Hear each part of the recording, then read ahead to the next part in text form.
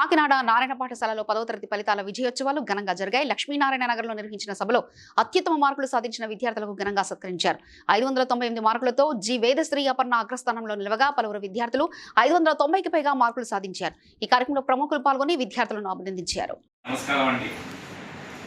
కాకినాడ జిల్లా కాకినాడ జోన్లో Narayana schools branch ఉన్నటువంటి లక్ష్మీనారాయణ నగర్, రామారావుపేట, అశోక్ నగర్ అండ్ సిఓ బ్రాంచ్ల నుంచి 10వ తరగతి పరీక్షా ఫలితాల్లో అద్భుతమైనటువంటి రిజల్ట్స్ రావడం జరిగింది. కాకినాడ